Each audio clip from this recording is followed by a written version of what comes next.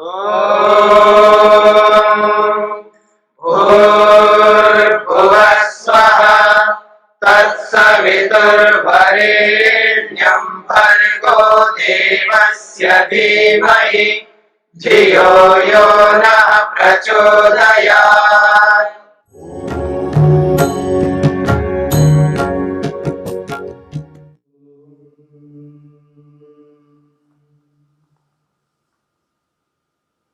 विभूतिपाद के 38वें सूत्र को लेकर के हम विचार कर रहे हैं। प्रसंग चल रहा है सिद्धियों का, और इस 38वें सूत्र में ऐसी सिद्धि की चर्चा हो रही है जिस सिद्धि के विषय में हर योगाभ्यासी योग के प्रति थोड़ी बहुत रुचि रखने वाला भी हो तो उत्सुकता से इस सिद्धि को समझना चाहता है। क्या है वो सिद्धि? पर शरीर आवेश। योगी अपने मन को दूसरे के शरीर में प्रवेश कराता है, ऐसी सिद्धि है। और ऐसा इतना सरल नहीं है कि कोई भी ऐसा दूसरे के शरीर में प्रवेश कर ले, तो योगी के लिए संभव है, योगी ऐसा कर सकता है। और योगी भी ऐसे ही नहीं कर सकता, उसके लिए महर्षि वेदव्यास ने, महर्षि पतंजलि ने क्या कहा? कर्म जो जीवन के साथ में कर्मों का ऐसा साथ है, जीवन यदि सुखमय है तो उसमें कारण कर्म है। ये सभी के लिए लागू होता है। देखिएगा, दुनिया में कोई भी ऐसा व्यक्ति नहीं है जो यदि वो सुखी है उसके पीछे कर्म कारण ना हो। देखिए, मैं सुख बाहर के सुख की बात इतना नहीं कर रहा।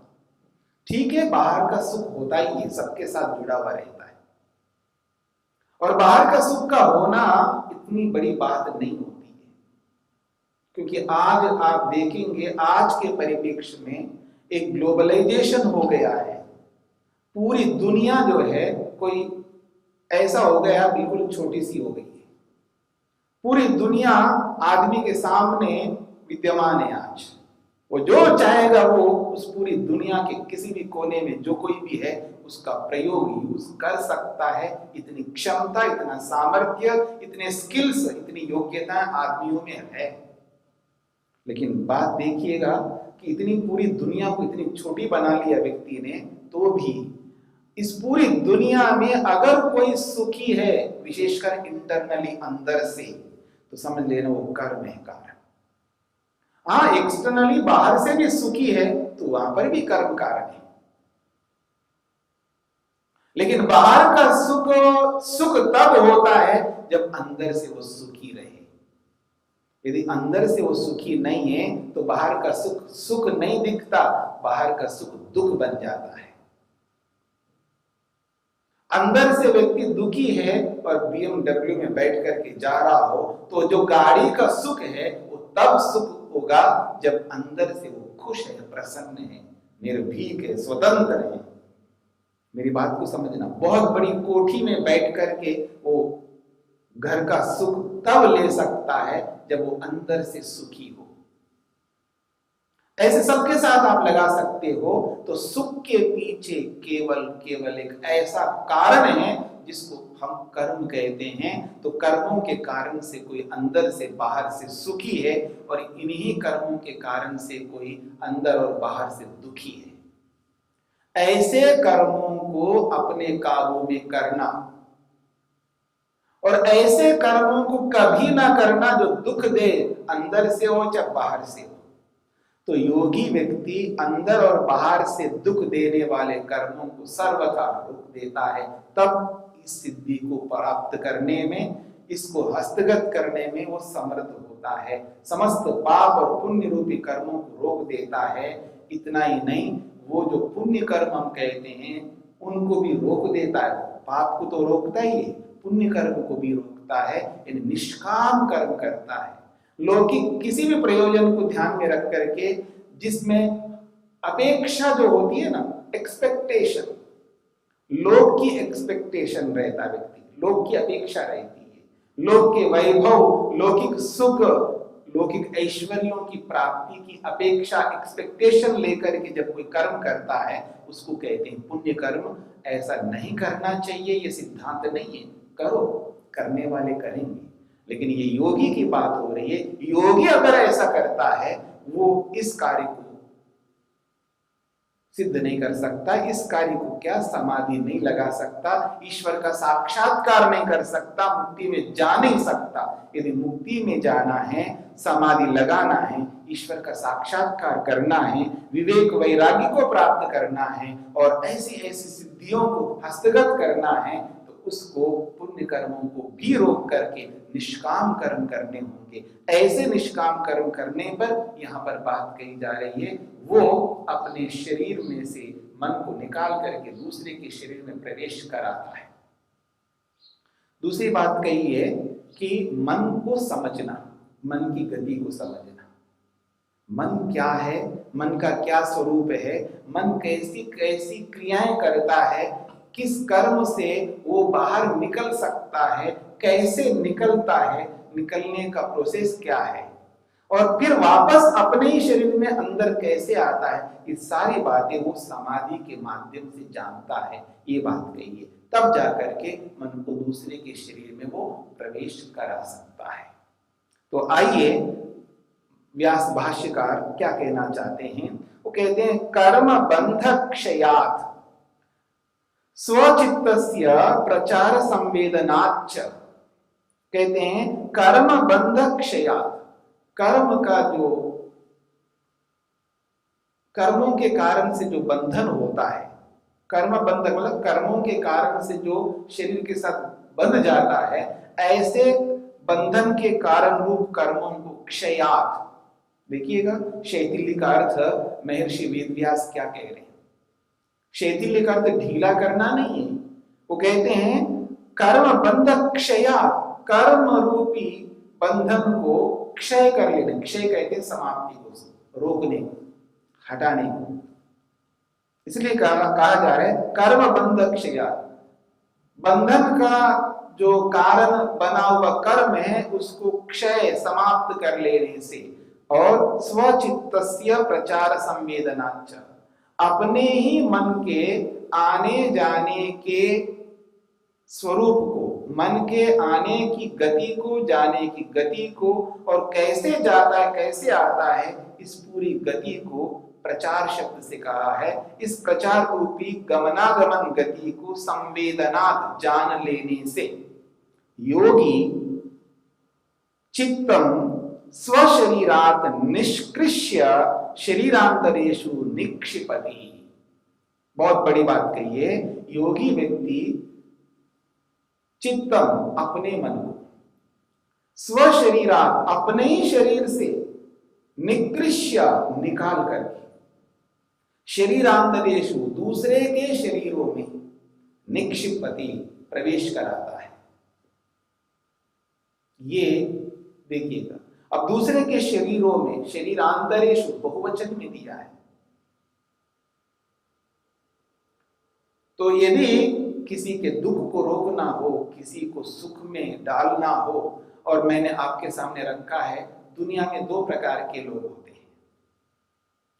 एक उत्कृष्ट व्यक्ति होता है, एक निकृष्ट व्यक्ति होता है। और निकृष्ट व्यक्ति पूरी दुनिया को दुखी कर सकता है, उत्कृष्ट व्यक्ति पूरे संसार को सुख पहुंचा सकता है। सामान्य जो लोग होते हैं, कोई एक को, कोई दो को, कोई 10 को, कोई 20 को, कोई 100 को, वो अपनी अपनी क्षमता के हिसाब से वो सुख या दुख दे सकते हैं। लेकिन कोई कोई विलक्षण व्यक्ति होते हैं, विरले होते हैं, कि अगर उस व्यक्ति को नहीं संभाला जाए तो वो पूरी दुनिया को दुखी कर सकता है और पूरी दुनिया को सुख पहुंचा सकता है। ऐसे ऐसे कोई लोग हों जिनको पहचान करके, समझ करके योगी उनके शरीर में प्रवेश करके उसको सही रास्ते पे चलाना और उनके माध्यम से दुनिया को सुख पहुंचाने का काम अगर स्वयं भी करता है और दूसरों से भी कराता है।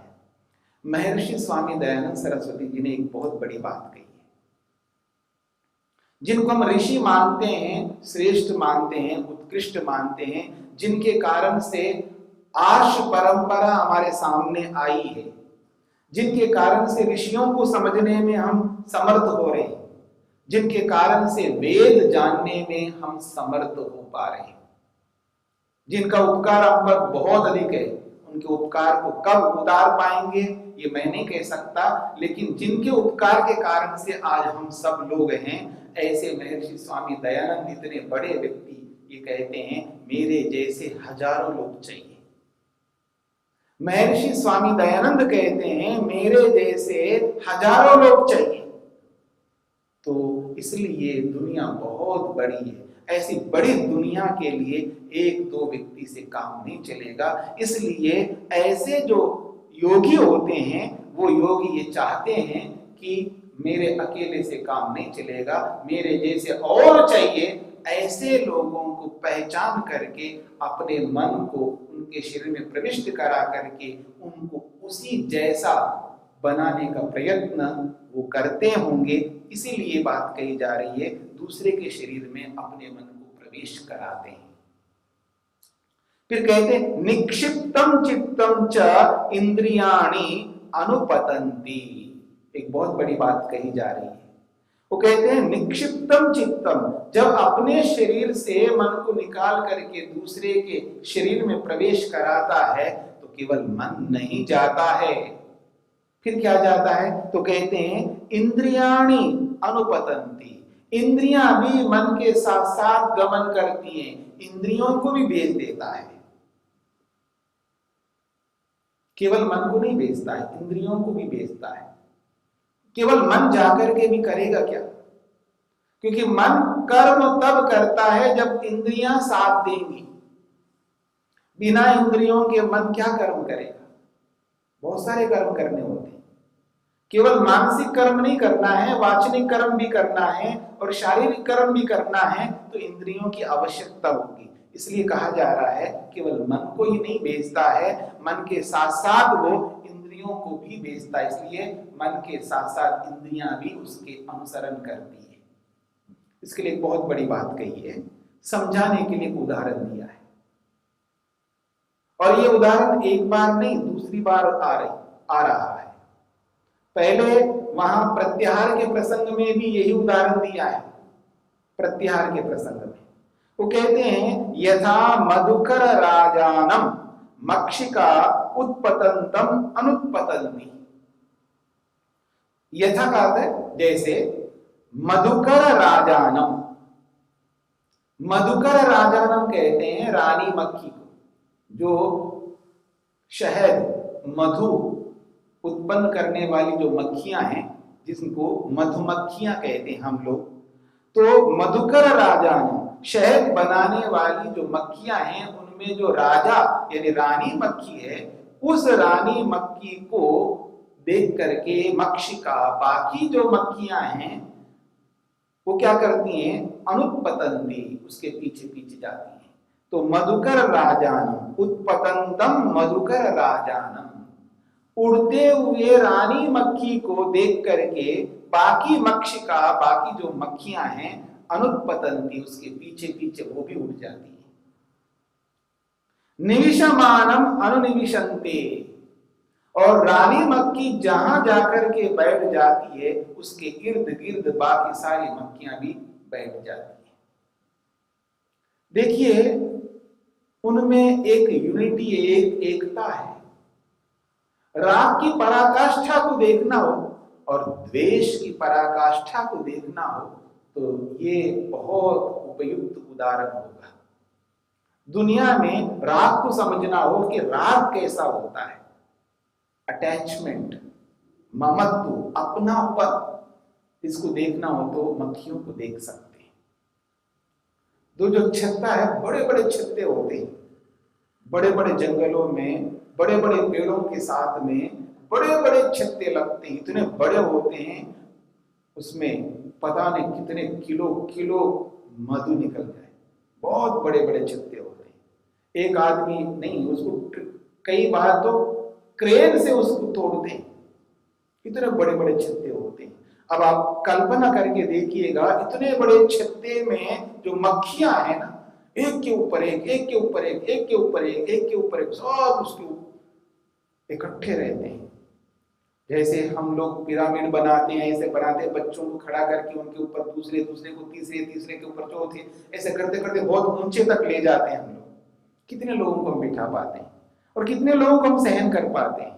लेकिन मक्खियां देखिएगा, सैकड़ों नहीं लाखों, एक के ऊपर कितने लाखों मक्खियां, और सहजता से सहन करते हुए, एक दूसरे को साथ देते हुए वो अपनी एकता के साथ मिलजुल करके रहती। क्या राग है उनके अंदर, क्या ममत्व है उनके अंदर। ये राग को समझना तो मक्खियों को देख सकते हैं। और याद रखना, जिनके अंदर जितना राग होता है ना, उनके अंदर उतना ही द्वेष भी होता है। ये स्वाभाविक बात है। कोई रागी है तो समझ लेना वो द्वेषी है, और कोई द्वेषी है तो समझ लेना वो रागी भी है।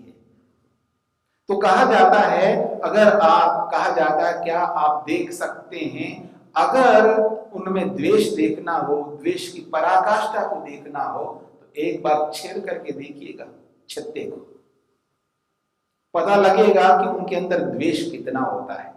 और वो जो द्वेष जो है आपको मार करके ही समाप्त होगा। अगर उनकी चुंगल में फंस गए हैं ना, बस पूछिएगा मत।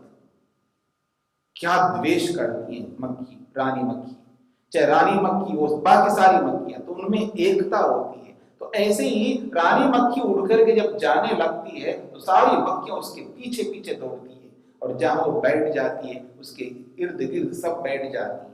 और जब वो उठ करके वापस छत्ते की ओर आती है तो वो भी उड़ करके वापस छत्ते की ओर आती है।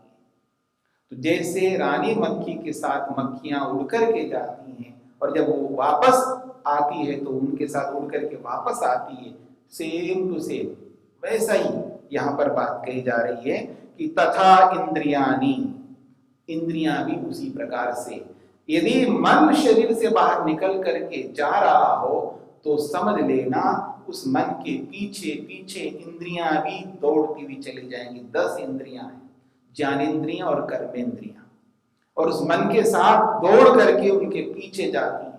और जहां मन जिस शरीर में जाकर के बैठ जाता है, और वहां जो भी उस योगी को जो भी करना वो कराना वो कराता है, तो वहां इंद्रियां भी जाकर के वैसे काम करती हैं। तो इसलिए कहा जा रहा है मन के साथ इंद्रियां भी उड़ करके चली जाती हैं।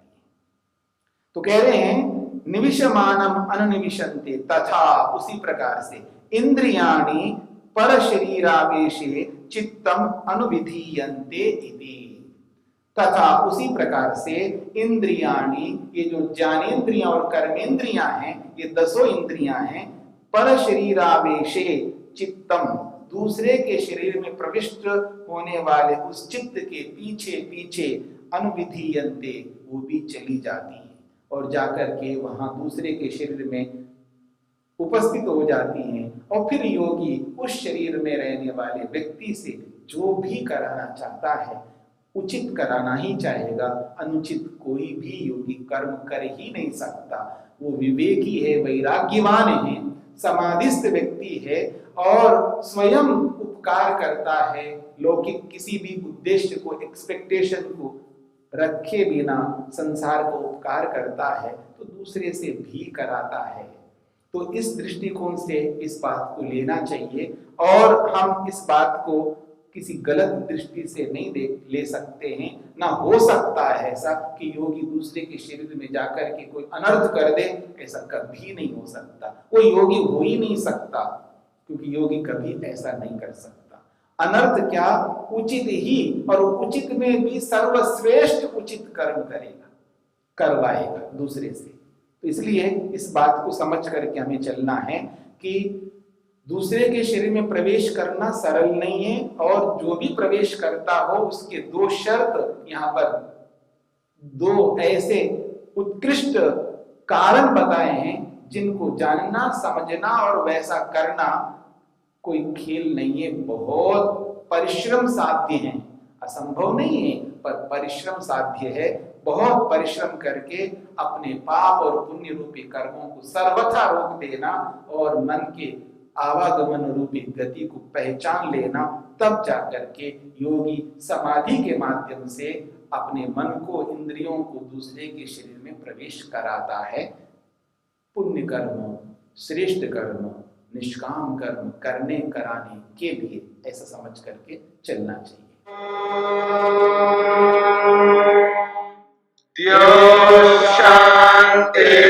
शांतिरंतरिक्षं शांति पृथिवी शांतिरापः शांतिरोषधयः शांतिः वनस्पतयः शांतिर्विश्वे देवाः शांतिर्ब्रह्म शांति सर्वं शांति शांतिरेव शांति क्षमा शांतिरेधि। ओम शांति शांति शांति।